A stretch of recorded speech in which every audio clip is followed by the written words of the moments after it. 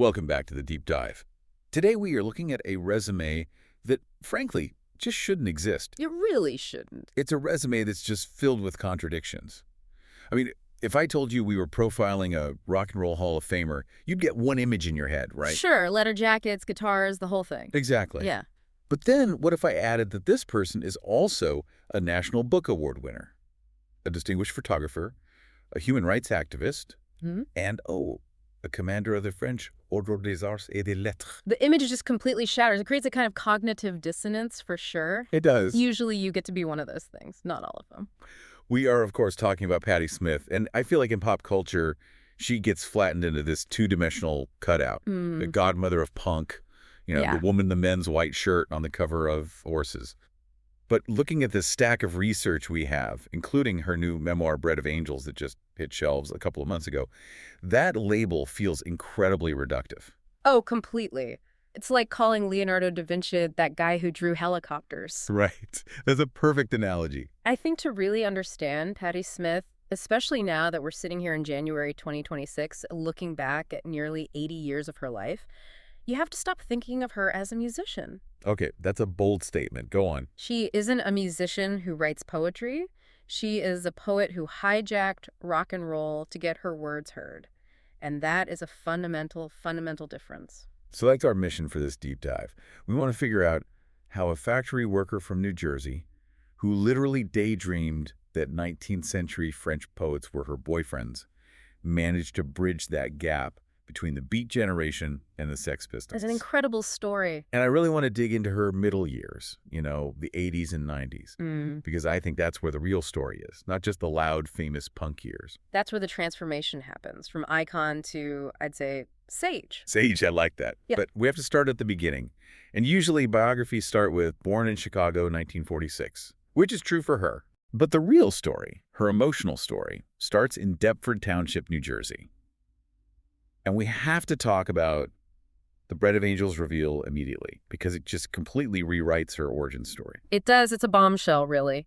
For her entire career, Patti Smith's mythology was built on this idea of the Irish-American working-class underdog. Blue-collar roots. Absolutely. Her father, Grant Smith, was a machinist at Honeywell. Her mother, Beverly, was a jazz singer who became a waitress. There's a very specific, blue-collar, slightly mystical Irish identity there. But in Bread of Angels, she just drops this bomb. At age 70, she finds out Grant Smith wasn't her biological father. Right. She discovers her biological lineage is actually Ashkenazi Jewish. So here's my question. Does that change the art? I mean, she spent 70 years operating under one identity. Does finding this out so late in life, does it change the meaning of the work she did in her 20s? Or is it just sort of a footnote? That's the big question, isn't it? I don't think it changes the work itself, but I think it validates the feeling behind the work. How so? If you look at her childhood descriptions, she always felt like a changeling. She describes herself as the sickly, sometimes hallucinating child who didn't look like anyone else in her family. Like she didn't belong. Exactly. She felt genetically displaced, and I think finding out about her Jewish ancestry later in life seems to have provided this click moment for her, an explanation for that bone-deep sense of otherness she carried all through the South Jersey suburbs. That otherness wasn't just internal, though. It became very externalized once she hit the workforce. We have to talk about the Piss Factory. The crucible. Right. So she graduates high school, goes to work in a stroller factory. And this isn't a summer job to buy a car. This is 1960s hardcore industrial labor. It was brutal. And it's so important to understand why it was brutal. It wasn't just the physical labor, hosing down baby buggies in extreme heat. No. It was the social isolation. She was weird. She was the girl reading a bilingual edition of Arthur Rimbaud's Illuminations on her lunch break. Rimbaud, who she literally imagined was her boyfriend. Yes. The other women in the factory who were, trying to survive and feed their families, they didn't get it. And they essentially tortured her for it. Shoved her head in a toilet. Yeah, they bullied her relentlessly. That's the part that really interests me. Because usually the punk ethos is associated with solidarity. Us against the world. Right, the working class hero. But her punk origin story is actually about being rejected by the working class, not embraced by it. That's such a key insight. Piss Factory, the poem and later the B-side to her first single, It isn't a protest song in the Woody Guthrie sense. It's not "This land is your land." Not at all. It's a song about individual transcendence. The famous line, I'm going to get out of here, I'm going to go to New York, I'm going to be somebody. It was the realization that if she stayed in that factory, her soul would just atrophy. That hostility gave her the armor she needed for New York. So it taught her she didn't need to be liked. She needed to be free. So she runs. 1967. She hits Manhattan with almost nothing. And she's homeless, basically. Sleeping in parks, on the subways, stealing food from street vendors. She gets a job at Scribner's bookstore, which is kind of her first safe haven. And then she meets Robert Mapplethorpe. And I feel like we can't overstate this. Without Robert Mapplethorpe, is there a Patti Smith? I would argue no, or at least not the Patti Smith we know. They were lovers, yes, for a time, but it was so much deeper than that. They were co-conspirators. I love that phrase for them. They lived in the Hotel Chelsea, often with no money to eat, but they had this pact. They just knew they were artists. And Robert believed she was a star before she did. He was the one who saw the performative aspect of her poetry, her drawings. There's that great line in Just Kids where she talks about them being just kids, obviously, but the dynamic was so intense. He was taking these incredible photos. She was drawing and writing. But let's talk about the transition to music, because she didn't start as a singer. No, not at all. She started as a poet, doing readings at St. Mark's Church, part of the Poetry Project. So how do you go from reading from a piece of paper in a church to fronting a rock band at CBGB? It was an evolution of delivery, a very organic one. She found that just reading the poems wasn't enough to capture the energy she felt inside. She was obsessed with the rhythm of the language, the sound of the words. The incantation. Yes. So in February 1971, for a reading celebrating Rimbaud's birthday, she asked Lenny Kaye, who was a record store clerk and a rock writer she knew, to accompany her on electric guitar. But this wasn't, here are the chords, let's sing the melody. Absolutely not. And this is where the punk sound is really born. It wasn't about verse, chorus, verse. It was pure improvisation. Lenny would play these rhythmic, cyclic chords, almost like a drone, very Velvet Underground inspired, and Patti would just chant and improvise over them. So she was using her voice like a jazz instrument. 100%. She would speed up, he would speed up. It was a collision. It was jazz technique applied to a garage rock aesthetic. And it was electrifying. So it wasn't about learning to sing. It was about learning to project. Exactly. She used the guitar as a landscape to walk her words through, and that eventually morphed into the Patti Smith group. They added Richard Soule on piano, who she called her Fred Astaire, because he had this elegant classical touch. A great contrast to the raw guitar. A perfect contrast. And then later they filled it out with Ivan Krall on bass and J.D. Doherty on drums, and suddenly it's a real rock and roll band. And they end up at CBGB in 1975. Now we hear CBGB and we think of the T-shirts, the legend, but what was the actual vibe of that residency? It was grueling. I mean, it was a total dive bar in the Bowery, surrounded by flop houses. It smelled horrible. But that residency, 2 months, 7 weeks, playing alongside the band Television, was the incubator. So they were sharing the bill. Night after night. And you have to imagine the friction. Television was very technical, all about these intricate dueling guitar solos, very precise. And Patti was the opposite. Total opposite. She was chaotic, emotional, raw, spitting words. And that contrast sharpened both of them. It was night after night of winning over a crowd that wasn't there to be polite. That's where she learned to control an audience, how to harness that chaos. And someone important was in that audience. Clive Davis, the head of Arista Records. He saw this raw power and, to his credit, didn't try to team it. He signed her. And we get Horses, 1975. Produced by John Cale of the Velvet Underground. A very contentious production, by the way. Cale and Smith fought constantly. He wanted a more polished sound. She wanted it to be raw, live. And you can hear that tension all over the record. It's what makes it so powerful. You have to stop on the first track, Gloria.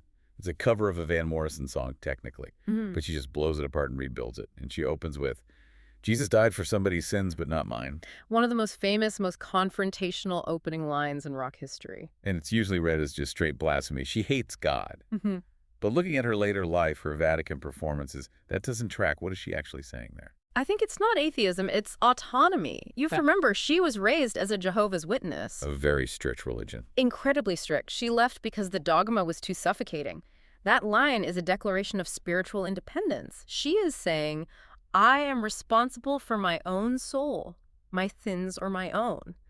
She isn't rejecting Jesus as a figure. She's rejecting the mechanism of salvation that requires submission and outside absolution. It's a theological statement. Oddly enough, yes, a very profound one. It's the ultimate punk statement, I am my own authority. And then there's the cover art, the Mapplethorpe photo. It's been 50 years. We just had the anniversary re-release in late 2025, and that photo still stops you in your tracks. Because it completely defied the male days. In 1975, female rock stars were Linda Ronstadt or Stevie Nicks, flowy, feminine, or at least sexualized in a traditional way. Right. And Patti just stood there in a men's white button-down, a black ribbon for a tie, slinging a jacket over her shoulder like Sinatra. She wasn't trying to look like a boy, but she wasn't trying to look like a girl either. She looked like an artist. She looked like a poet. She looked like Mapplethorpe's subject. It was a signal to every outcast girl and boy in America. You don't have to dress up to be powerful. You just have to be yourself. So she conquers New York. She releases the follow-up, Radio Ethiopia, which is even more abrasive. She's touring the world. She's the biggest thing in the underground. She's on top of the world. And then, January 1977, Tampa, Florida, the lights go out. The accident. This is the moment the whole train just derails. Paint the picture for us. What happened? She's performing, opening for Bob Seger. She's in a frenzy. She's dancing, spinning around on stage, something she did every single night. But on this particular stage, in this arena, there was no lip, no marker to tell her where the edge was. Oh, no. And she spins right off the edge. And this wasn't like a small hop off the stage. No. It was a 15-foot drop. Right. Straight down into a concrete orchestra pit. Cool. She landed on her head and neck. She broke several cervical vertebrae. The doctors told her she was incredibly lucky to be alive and even luckier not to be paralyzed. That's terrifying. And that physical break, it necessitated a psychological break. She had to stop. Months of physical therapy, wearing a neck brace. She had to completely reassess everything. It feels like that fall knocked the star out of her and forced the human back in. Because when she comes back, she does have a hit. A big one. A huge one. Easter in 1978. And the single, Because of the Night. Co-written with Bruce Springsteen. Right. Springsteen had the chorus and the melody, but couldn't finish the lyrics. He gave it to her, and she wrote the verses from the perspective of waiting for her future husband, Fred, to call her. It became her biggest commercial success, reached number 13 on the Billboard charts. So she's finally a mainstream rock star. And then she does something that I think is even more punk rock than playing CBGB. She quits. She quits. The Great Retreat, 1979. She just walks away from all of it. She marries Fred Sonic Smith, the legendary guitarist from the MC5. She moves to St. Clair Shores, Michigan, a suburb of Detroit. And for the entirety of the 1980s, the decade of excess, of MTV, of Madonna Patti Smith, is, what, doing laundry?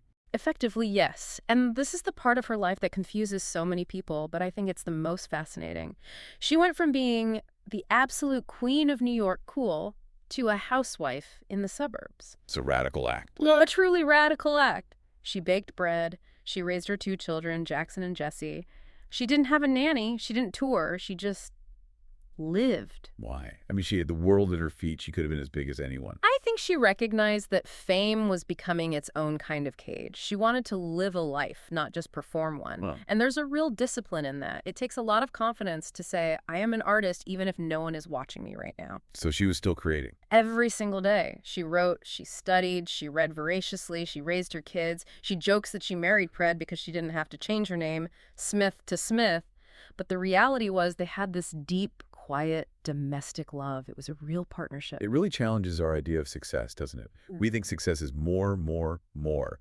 She decided success was just enough. For a while, yes, until the 90s. And this is where the story gets incredibly dark. The era of loss, it's just brutal. It starts with Mapplethorpe dying of AIDS in 1989.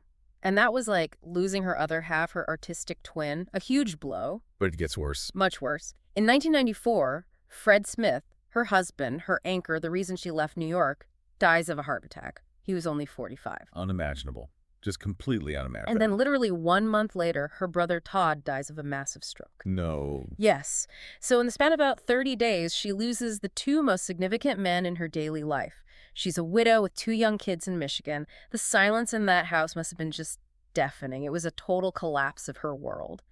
And she has said in interviews that she didn't know if she could go on. She was in a state of profound grief.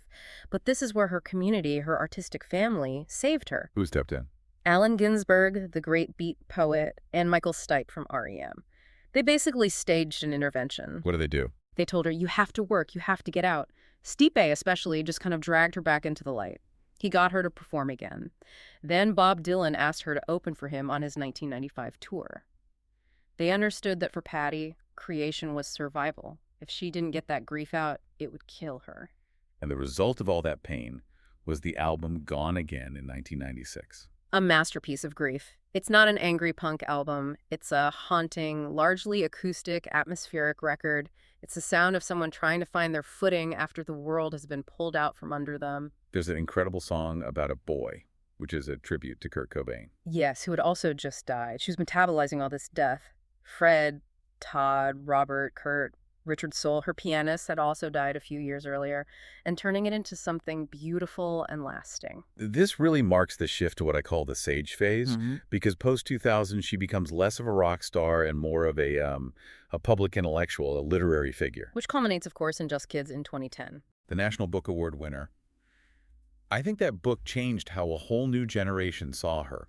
People who'd never even heard horses. It absolutely did. It's a memoir, but it reads like a fairy tale, a bohemian fairy tale. It's not a rock bio with stories about trashing hotel rooms and doing drugs. Yeah, it's a love letter. It's a love letter to art, to youth, and to a New York City that doesn't exist anymore. She wrote it because she promised Robert on his deathbed that she would tell their story. It took her 20 years. But she kept the promise. And she's kept writing these incredible memoirs. M-Train in 2015, which is sort of this meditation on coffee and loss. Yeah. Year of the Monkey in 2019. And now Bread of Angels. Which features another Mapplethorpe photo on the cover, by the way. One he took of her that she describes as capturing a deeply transitional moment. It all comes full circle. But I want to pivot for a second to her visual art. Yeah. Because while she's writing these bestsellers, she's also taking photographs. And like her music, her photography has a very specific, almost ritualistic methodology. It's what she calls pure photography. She uses a vintage Polaroid Len 250 camera. Okay, for the non-gearheads listening, what does that actually mean? It means it's incredibly difficult. It's an old bellows camera. You have to manually focus it. You pull the film out. You wait for it to develop. You have to peel it apart just right. There is no negative. Each photo is a unique, one-of-a-kind object. So there's no fixing it in post? None. And she refuses to use a flash. She only uses natural light. So she's just chasing natural light around the world. She calls it capturing the atmosphere or the aura of the object. She travels the world like a pilgrim, going to the homes and graves of her heroes. She photographs Virginia Woolf's writing desk, Rimbaud's spoon, Mapplethorpe's slippers, Blake's life mask. It sounds almost animistic, like she believes the objects have souls. I think she absolutely does. She treats these objects as holy relics. In a world of digital instant gratification where we take 1,000 photos a day on our phones. And none of them mean anything. Right. She is taking one photo, waiting minutes to see if it even worked, and then accepting the result, flaws and all. It's about latency. It's about respect for the subject. It's the opposite of punk, in a way. It's slow, it's quiet, it's contemplative. That respect extends to her activism, too. She's never been a shut-up-and-sing kind of artist. Never. Not for a second. Her politics are interesting. She's not necessarily partisan in the traditional sense, is she? No, she's a humanist above all else. She supported the Green Party and Ralph Nader in 2004 and 2008, which got her some flack from Democrats who saw it as taking votes from their candidate. She was also fiercely against the Iraq War. Oh, fiercely. She was calling for the impeachment of George W. Bush very early on. She wrote the song Kana about the Israeli airstrikes in a Lebanese village. She wrote Without Chains about Murat Kurnaz, who was a detainee at Guantanamo Bay. And more recently, she's been very active. Very. In 2021, she signed an open letter boycotting performances in Israel. She's been a vocal supporter of Ukraine, even translating their national anthem into English. And climate change has become a huge focus. She performed at the QP26 summit. But if you listen to her speak about these things, it's rarely about policy details. It's always about suffering. Exactly. Her famous line is, "I believe in human rights." That's her entire platform. And that leads us to the Vatican connection, which is the one that always throws people. The godmother of punk, performing for the Pope. She loves Pope Francis. She's performed at the Vatican Christmas concert multiple times in 2014 and 2021. But she's not Catholic, right? Not at all. But she sees St. Francis of Assisi as the original environmentalist, someone who cast off his wealth to live in nature and help the poor. She sees a kinship there with Pope Francis. So she's not interested in the dogma? No, she calls those man-made laws. She's interested in the spirit of compassion, and she's willing to go wherever she finds that spirit, even if it's inside the Vatican. It's another example of her refusing to be pinned down. She refuses to be tribal. She won't hate the Pope just because it's cool for a punk to hate the Pope. Exactly. And it's the same reason she won't call herself a feminist, which upsets some people. She says, I have a son too. I believe in human rights. She refuses any label that she feels divides her from other people. She wants to be universal. Let's talk about her legacy, her influence. Because you look at the bands that came after her, REM, U2, The Smiths, Florence and the Machine, Courtney Love, they all have Patti DNA. It's everywhere. Michael Stipe has said explicitly, I started a band because I heard horses. U2 had her perform Mothers of the Disappeared with them on stage. Courtney Love has said that the song Rock and Roll Nigger is the greatest rock song ever written. And that horses kept her out of trouble in juvenile hall. Yes. And the list goes on. Madonna, Shirley Manson from Garbage, Elliot Page. She showed people, especially women, that you didn't have to be a virtuoso musician to be a rock star. You just had to have a vision and something to say. She's gotten all the awards, too. Rock and Roll Hall of Fame in 2007, Polar Music Prize in 2011, the French Legion of Honor. Just a couple of years ago, the Jacqueline Kennedy Onassis Medal here in New York City. But there's one moment, fairly recently, that I think defines her legacy better than any award. And that's the Nobel Prize ceremony in 2016. Oh, this is the defining moment of her late career. Absolutely. So set the scene for us. Bob Dylan wins the Nobel Prize in Literature. In a very Dylan move, he doesn't show up. He doesn't show up, and he asks his friend, Patti Smith, to go and accept it for him by performing one of his songs. And she chooses A Hard Rain's Gonna Fall. An absolutely brutally difficult song, 7 minutes long, just dense, prophetic lyrics, one after another. And she has to perform it in the Stockholm Concert Hall in front of the King and Queen of Sweden, the world's intelligentsia, broadcast live. The pressure is immense. It's stiff, formal, terrifying. You can see it in the video. She's nervous, she's shaking, and about 2 minutes in, she hits the line, I saw a newborn baby with wild wolves all around it, and she blanks. Just total silence. She freezes. The orchestra keeps playing for a second, then it kind of trails off. It is the absolute nightmare scenario for any performer. I can't even imagine the panic. My heart is racing just thinking about it. But watch what she does. She doesn't run. She doesn't try to fake it or mumble through. She stops the music. She walks to the microphone and she just says, I'm sorry, I apologize, I'm so nervous. And she asks the conductor if they can start that section again. And what's the reaction in the room? They melted. You could physically feel the tension break. They just started applauding her because in that single vulnerable moment, she wasn't a star performing perfection. She was a human being struggling with a massive task. She became one of them. She became all of us. And when she restarted and finished the song, it was triumphant because she had fallen. It's the wabi-sabi of performance, you know.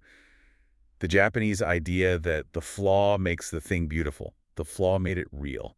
She later wrote this beautiful essay about it in The New Yorker. She said she felt humiliated at first, but then she realized she had inadvertently demonstrated the very struggle the song was about. It's about navigating a hard rain. She stumbled, and then she got back up. That is Patti Smith. And that brings us to today, January 2026. She's approaching 80 years old. She's posting on Instagram every single day pictures of her coffee, her cat, her books, the sky. She's still touring constantly. She's writing these incredible memoirs. She has not slowed down one bit. She has become a kind of public philosopher, hasn't she? She's modeling how to age with curiosity. Most people calcify as they get older. You know, they stop liking new music. They stop changing their minds. Patti is still evolving. She's still that girl from the factory, looking for a way out, looking for the next poem, the next photograph, the next song. So if we look at this massive, messy, beautiful life factory worker, punk rocker, mother, widow, photographer, author, what is the takeaway? Why does she matter to the person listening to this right now who maybe doesn't even like punk rock? She matters because she grants you permission to be incoherent. She proves that you don't have to pick a lane in life. You can be spiritual and profane. You can be a mother and a rebel. You can love the past and fight for the future. She destroyed the binaries. She teaches us that the only consistency you really need is authenticity to yourself. Precisely. That's it in a nutshell. So I want to leave you with a challenge today. Patti Smith once said, I don't like being pinned down and I'll do what the fuck I want. We live in a world that is obsessed with categorization. Social media algorithms want to know what you buy. Politics wants to know how you vote. Everything wants to put you in a box. And keep you there. What part of you have you suppressed because it didn't fit the rest of your profile? Maybe it's time to pick up that old Polaroid camera, or write a bad poem, or just go scream in a garage. Find your inner Patti. And don't be afraid to stumble while the world is watching. Thanks for diving in with us. Thank you. We'll catch you on the next Deep Dive.